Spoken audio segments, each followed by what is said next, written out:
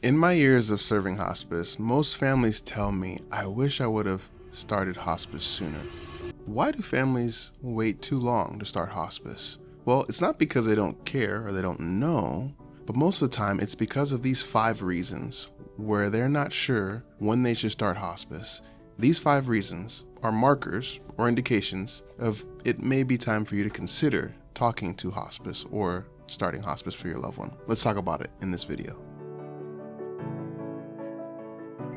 The first marker or sign where it may be time to start hospice is frequent hospitalizations. So let's say your mom, we'll call your mom Betty. Your mom has a specific disease. Maybe it's end-stage COPD, and she's going back and forth to the hospital constantly. And she's tired. She's telling you, I'm tired. I've been doing everything I can. The doctors aren't helping me, and I kind of want to give up. Now, she's been fighting COPD for a very long time, but it's taken a toll on her body, and the disease is getting a little bit too much. It may be time to consider learning more or understanding about the benefit of hospice care. That's a marker, the frequent hospitalizations of going back and forth to the hospital or back and forth to the ER. That's a perfect example.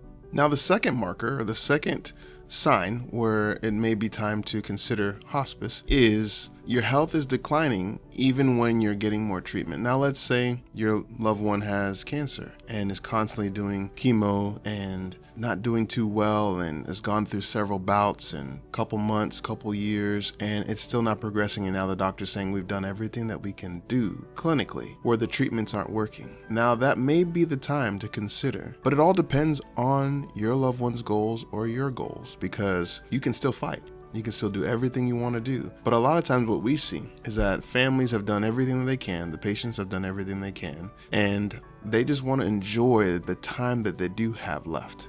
That's when it might be time to consider understanding, learning more about hospice. The third marker or sign where it might be time to consider understanding more about hospice is your loved one is declining in their daily function. So the things that they used to do consistently, eating, sleeping, or there's a significant weight loss due to the diagnosis or due to their disease process, you're seeing all these changes and they're falling more. They're going back and forth to the hospital like we talked about before, but now you're talking about the daily changes in their lives is declining with their disease process. It might be time to consider or understand more about what hospice is and how it can help. The fourth marker is an increase in stress in caregivers. So now think about you as the daughter of Betty. Now you are taking care of her and you're going home and you're seeing that she's not doing too well and she's on oxygen more and it's hard for her to even eat. And now you're stressed because now you have to go back and forth between your doctor's visits for yourself,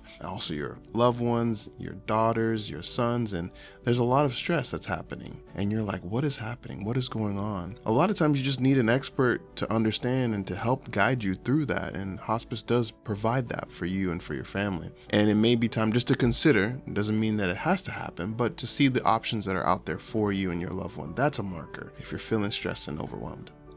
The fifth and final one is now symptoms may be harder to control. So what does that look like? Let's say Betty's COPD is increasing and she has maybe some other comorbidities, which is other diagnoses that is causing her to become more weak and she can't manage it anymore. She can't go to her pulmonologist as much anymore. She can't go to her PCP. It's actually hard, very hard for her to leave the home. And so now all of these things are weighing heavily on her and taking more of a toll. Now it's the hospice that can come in there from a pain management perspective, from a comfort and quality of life perspective to see how we can help to make sure she's just comfortable at home. Now that is how hospice helps. And a lot of times what we've seen in our experience is that families, when they look back, they're like, man, I wish I would have actually had hospice there a little bit more earlier to help guide me through this disease process or guide my mom through this disease process. And those are the things that we hear a lot. And so that's why sometimes it's just good to understand that if you are falling within these 5, which is frequent hospitalizations, declining health despite treatment, changes in daily function, increasing in caregiver stress, and then symptoms are becoming harder to control. If any of those sound like you may be in that situation, reach out.